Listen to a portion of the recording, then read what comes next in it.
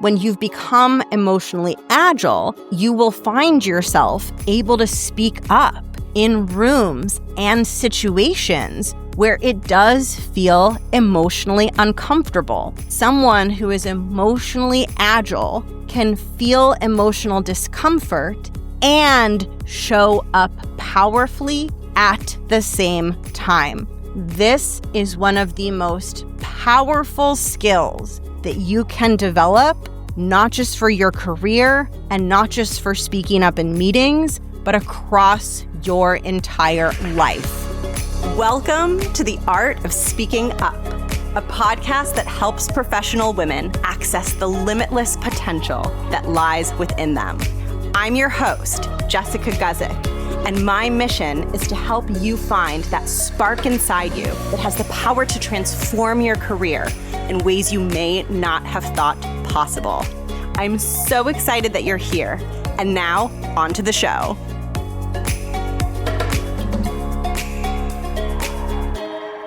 Have you ever looked at someone who seems really confident and wondered why that person is so self-assured and so confident and so at ease? If you've been curious about what makes one person more confident than another person, then I am so excited about today's episode because I'm going to be giving you my answer to that question. Today, I'm going to teach you something that I call the confidence equation. I think about confidence like an output of a math equation. So, for example, A plus B plus C plus D equals confidence. And I'm going to be teaching you what A, B, C, and D are. The reason that I love this framework is because once you know what the inputs for confidence are, you have the power to grow your confidence by working on those inputs. Just like with a math equation, if you increase the value of the variables in that equation, the equation will spit out a bigger number. The same is true for the confidence equation. When you work on the individual ingredients inside of the equation, your confidence grows. So I want to start by listing out the 4 ingredients of the confidence equation. The 4 ingredients are, number 1, developmental experiences. Number 2, your current support system. Number 3, your skills and experience. And number 4, your emotional agility. These variables combined add up to your current state of self-confidence. And the good news is that out of these 4 variables, 3 out of 4 of them are changeable, which means that if you want more confidence, you can change these ingredients to proverbially spit out a higher level of confidence from the confidence equation.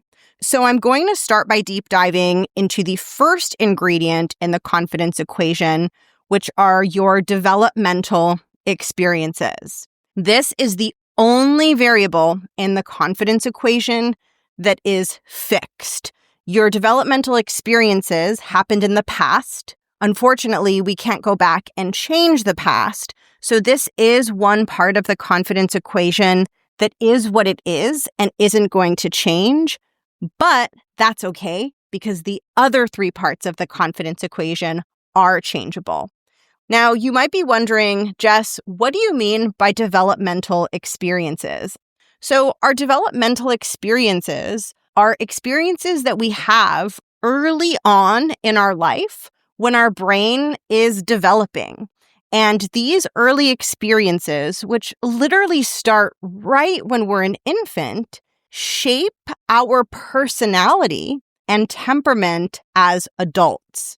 And the younger we are, the more impressionable our mind is, which means that the interactions and relationships and experiences that you have really early on in your life, when you're an infant and then a toddler and then a little kid, those experiences will shape your self-confidence.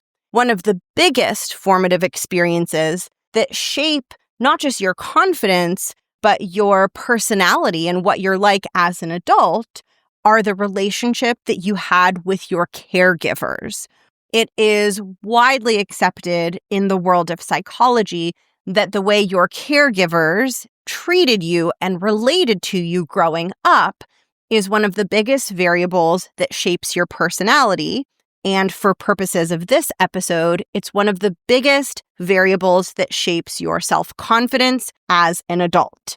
Now, this is a pretty deep topic, so I'm just going to skim the surface of it in today's episode, but I think this is going to be really helpful in helping you understand the confidence equation. A very common or typical pattern that plays out in all humans is that if you had caregivers who didn't validate your emotions or who held you to unrealistic or unattainable standards, or who made their love and support of you conditional on your achievements or on you meeting those high standards, or if they were in any way emotionally inconsistent or neglectful or misattuned or distant from you, if any of those things were present in your upbringing, it is very normal and expected that that will shape how you feel as an adult. And some common ways that those developmental experiences can impact your adulthood is they can make you feel less deserving or worthy than other people. They can make you question your competence and feel like nothing is ever good enough.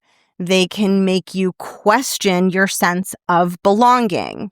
The reason that I'm sharing this with you is because it can be really useful to understand that not every element of your struggle with self-confidence is your fault. And to go even further, the fact that you struggle with confidence isn't a sign that you're not normal. Struggling with confidence is a psychologically normal response to developmental conditions that don't set someone up to feel strong about who they are. I'm not a therapist, so I don't dig heavily into the past with my clients. However, in the intimate work that I do with them, I learn about their personalities and I learn about the things in their lives that have shaped their personalities. And I can tell you, after coaching for 5 years and recently crossing the milestone of coaching 200 professional women, this is incredibly common. It's very normal. Nothing is wrong with you.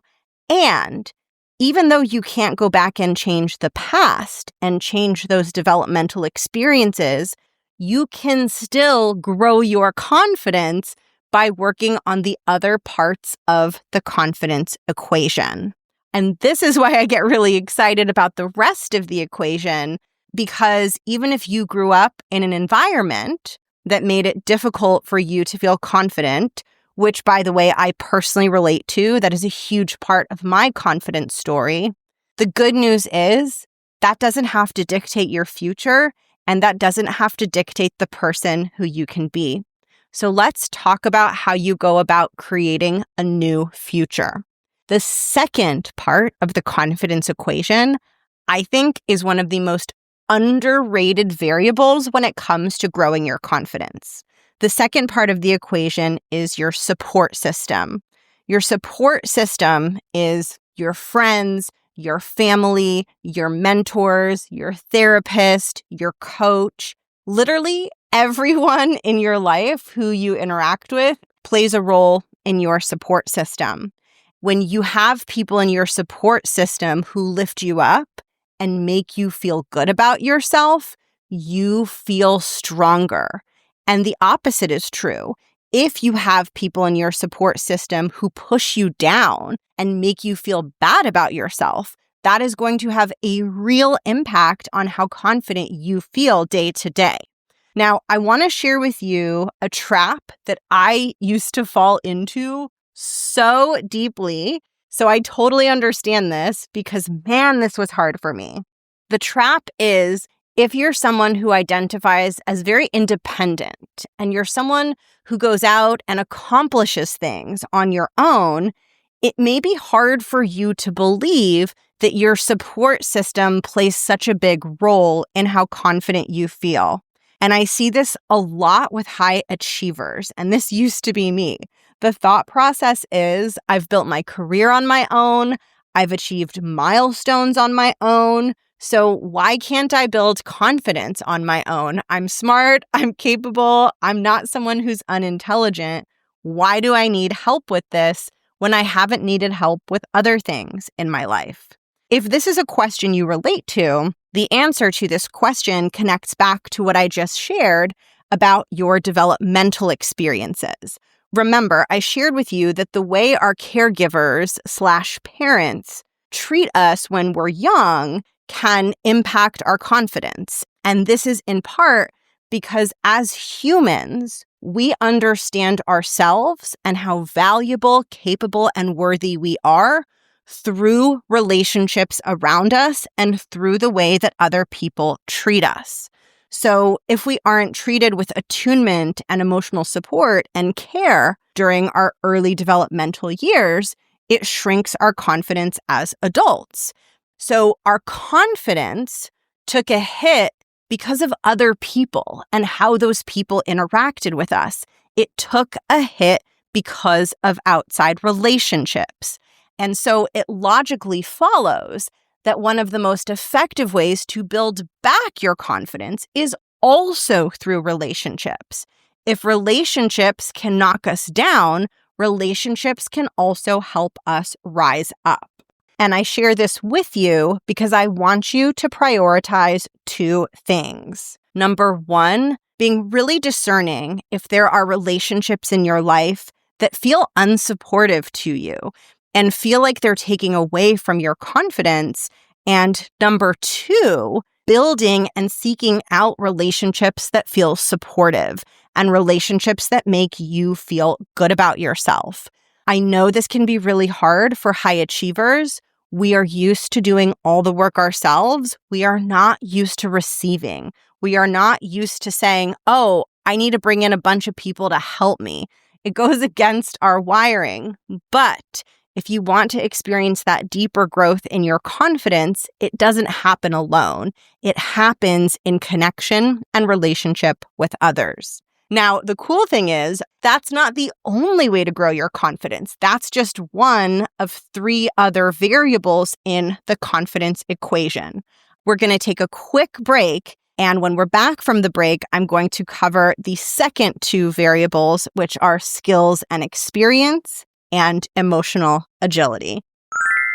If you want to build genuine confidence and speak up more effectively at work, then you are going to love my free training. It's called 3 Steps to an Unstoppable Meeting Presence. And in this training, I walk you through the same 3 steps that I use with my clients to help them build deep confidence and develop a voice that gets them noticed and promoted in the workplace. This training is going to help you see that you are totally capable of speaking up powerfully, even if you're an introvert and even if you feel like a total beginner. To grab this free training, click the link in the show notes or go to jessguzikcoaching.com/unstoppable. All right, now back to the episode. Okay, so now on to the next variable in the confidence equation, which is skills and experience. This one is more self-explanatory. The more skilled you are and the more experience you have in your role or working on a particular type of project or being in a particular type of meeting, the higher your confidence is going to be. And when your skills and experience are newer or less developed, your confidence tends to feel shaky. This is why you will often experience a drop in your confidence when you're in any sort of situation where you haven't had the opportunity to develop your skills and experience. So this could look like a new job. This could look like being put on a new project that requires skills that you're still developing. This could look like being put in meeting rooms that require a level of communication skill that you haven't fully developed. It is normal for your confidence to drop when you find yourself in a situation where your skills and experience aren't super high. Now, of course, skills and experience is something you can build. And out of all the variables in the confidence equation, this is the one that I see people go to first. This is the one where people have the instinct of, okay, if I want my confidence to grow, I need to work on my skills and experience. And this is true. As you grow your skills and experience, your confidence will grow. But there is one thing that I see that really trips people up, and that is that they don't realize that skills and experience is just one variable within the confidence equation, and they put all of their eggs in that basket. And when it comes to skills and experience, it can help you grow your confidence, but it is really hard to build really deep, lasting confidence without also working on the fourth and final part of the confidence equation, which is emotional agility. So let's get into the final ingredient. Emotional agility is both the most impactful ingredient for growing your confidence, and it's the one that I see talked about the least, which is why I feel so compelled to talk about it and so compelled to focus on it when I'm helping my clients build confidence. Emotional agility is your ability to navigate through difficult or challenging emotions. And when I say difficult or challenging emotions, I'm thinking of emotions like worry or pressure or fear or feeling intimidated. When your emotional agility isn't super developed, these feelings tend to overwhelm you more quickly. You will hit a ceiling in terms of your ability to show up and speak up and lead when these emotions are present if you haven't had the opportunity to strengthen your emotional agility. The opposite is also true. When you've become emotionally agile, you will find yourself able to speak up and able to behave as a leader in rooms and situations where it does feel emotionally uncomfortable. So someone who is emotionally agile can feel emotional discomfort and show up powerfully at the same time. This is one of the most powerful skills that you can develop, not just for your career and not just for speaking up in meetings, but across your entire life. The greater ability you have to metabolize challenging emotions and show up strong, even when you feel uncomfortable, the more you will be able to accomplish, the more free and self-expressed you will feel, and the prouder you will feel about the person and the leader that you are showing up as. Now, I want to share a pretty common obstacle that can pop up when it comes to emotional agility, and this is an obstacle that is especially common for perfectionists. The thought process of a perfectionist, which I identify as a recovering perfectionist, so no shame here. I used to do this, and I work on this within myself every single day. But the thought process of a perfectionist is, I just want to get my skills and experience so well developed that I don't need emotional agility because I'm always skilled and prepared and I always have the answer.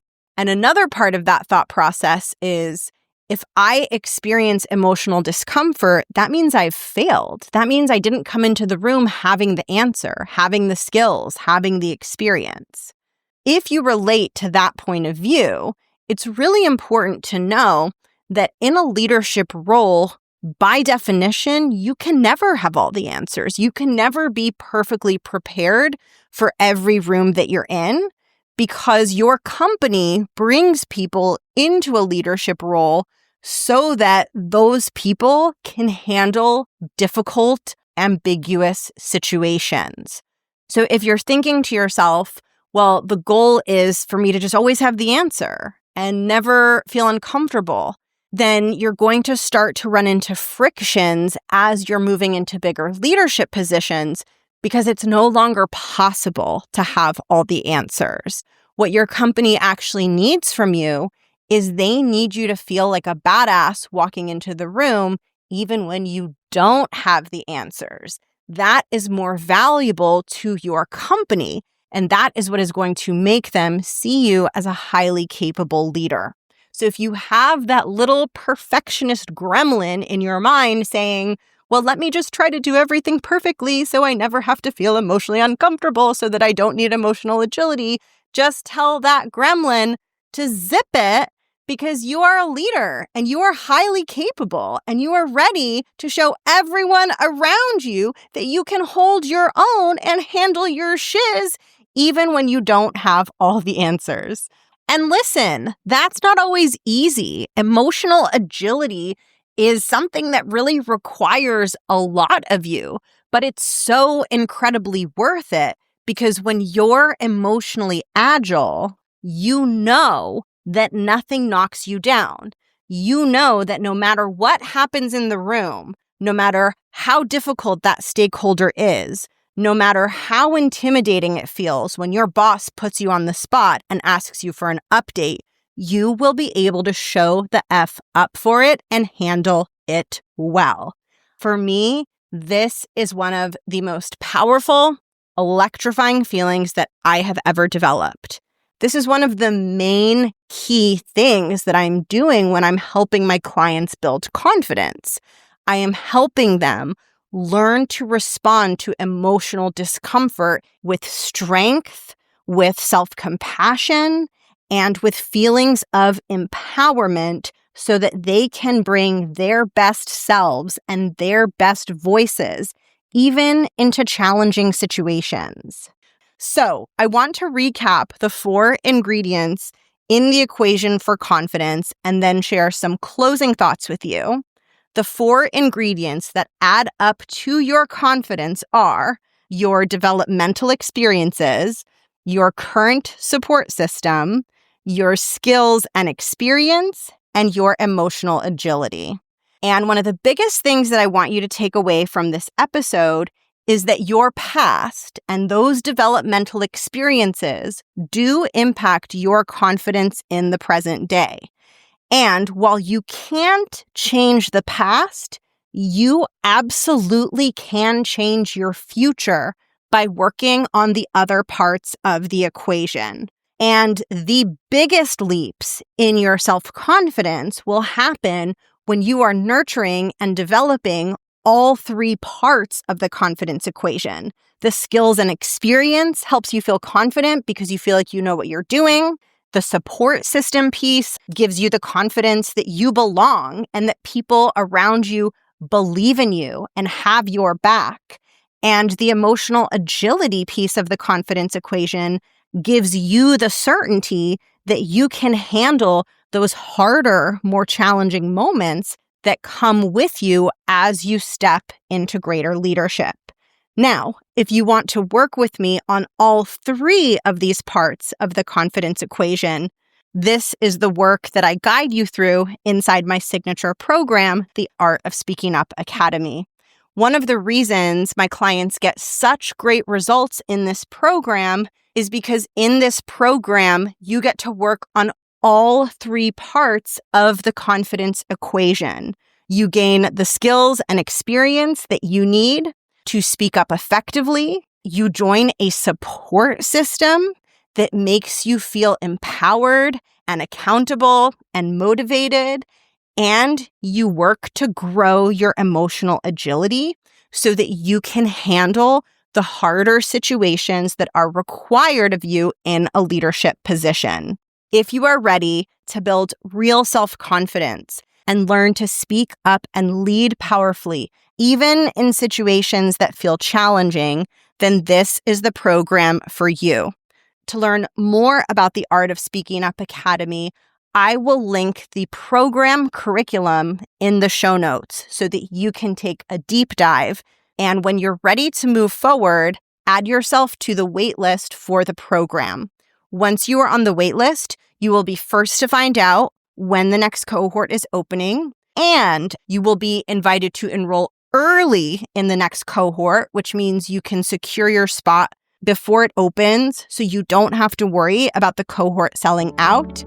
And when you enroll early, you get early enrollment bonuses that are only available through early enrollment. The bonuses rotate, so sometimes you get a bonus workshop, sometimes you get a bonus private session with me.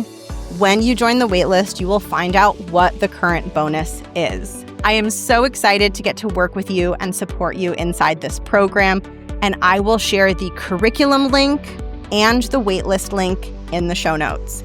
This was a really fun episode for me to record. I hope that you found it helpful, and I will catch you next week. Bye.